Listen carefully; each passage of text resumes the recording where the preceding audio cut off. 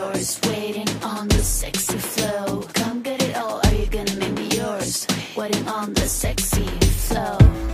I'm trying not to think about.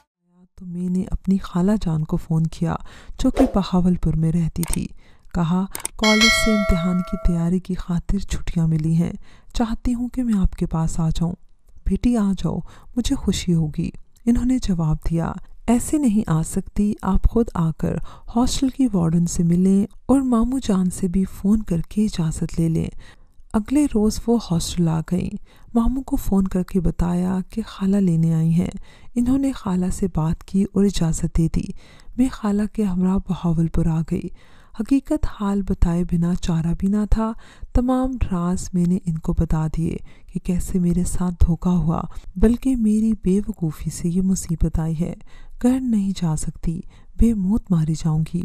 आपके सिवा कोई ऐसा नहीं जो इस मुसीबत से मुझे निजात दिलाए। खाला बेचारी बेवा थी। वो एक जवान बच्ची की माँ भी थी जो अभी गैर शादीशुदा थी। बेटा कमाने दुबई गया हुआ था। वो बुरी तरह फंस गई थी। अब मुसीबत ने मेरा साथ देने के सिवा इनके पास और कोई चारा ना था। खाला ने प्रिंसिपल को मज़ीद छुट्टियों के लिए मेडिकल सर्टिफिकेट भिजवा दिया और मेरा पर्दा रख लिया। 3 माह में खाला के घर रही। वो बराबर ताई और ममानी को तसल्ली देती थी कि फ़िक्र न करें, मरियम मेरे पास है और पर्चों की तैयारी कर रही है। ये मेरी सगी खाला थी, लिहाजा जो इनके घर आता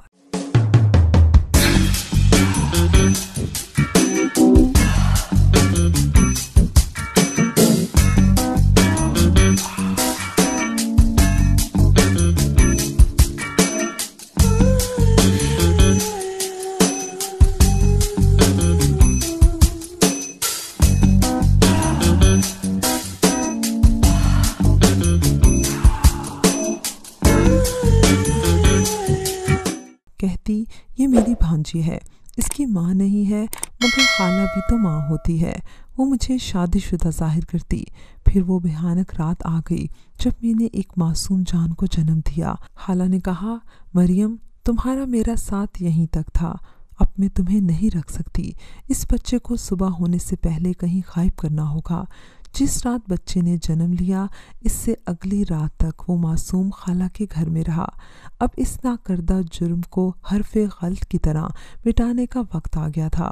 कब्रिस्तान खाला के घर से करीब ही था।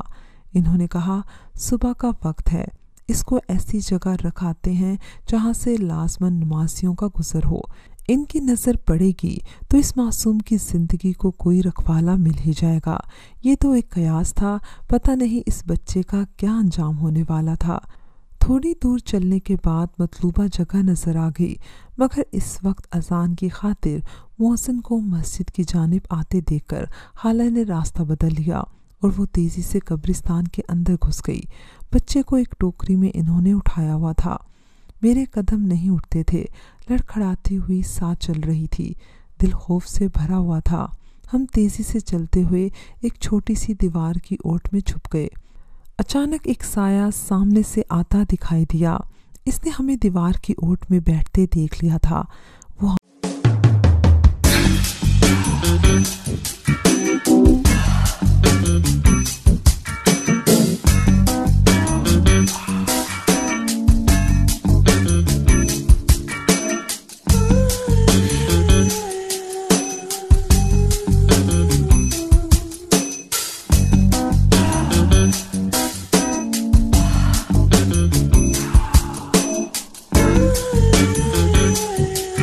हमारी तरफ लपका, कौन हो तुम और इस वक्त यहाँ क्या कर रही हो?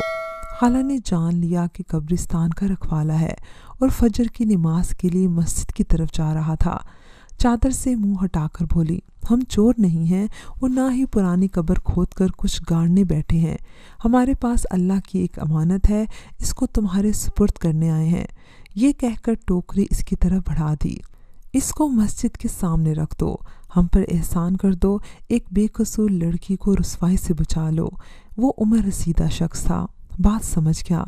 इसने टोकरी थाम ली और कहा अब निकलो जल्दी इधर से। ये कहकर वो मस्जिद की सिमत चला गया। اتنی بڑی مصیبت کے وقت خدا نے کسی کو فرشتہ بنا کر بھیج دیا تھا۔ اس نے ٹوکری کو امام مسجد کے حوالے کیا۔ یہ ٹوکری قبرستان سے گزرتے ہوئے ایک پرانی قبر کے پاس سے ملی ہے، اس نے کہا، اور چادر کو ذرا سا کھول دیا تاکہ معصوم جان تازہ ہوا میں سانس لے سکے۔ نماز کے بعد تمام نمازی جمع ہو گئے۔ بچے کی معصوم صورت دیکھ کر اللہ اللہ کرتے تھے۔ تب ہی قبرستان کے گورکن آگے آئے اور بولے، بچہ ہم کو دے دو، ہمارے ہاں اولاد نہیں ہے، اسے بہو پال لے گی۔ امام صاحب نے بچہ گورکن کے حوالے کر دیا۔ اگلے روز شام کو خالہ اپنے خاوند کی قبر پر فاتحہ پڑھنے کے بہانے قبرستان گئی۔ چوکیدار سے دریافت کیا، کیا اللہ نے ٹوکری والے پر رحمت کی؟ ہاں، اس نے کہا، گورکنوں نے اسے گود لے لیا ہے، اللہ نے چاہا تو رحمت کے سائے میں رہے گا، شاید بڑا ہو کر گورکن بنے گا اور تمہاری قبر کھودے گا۔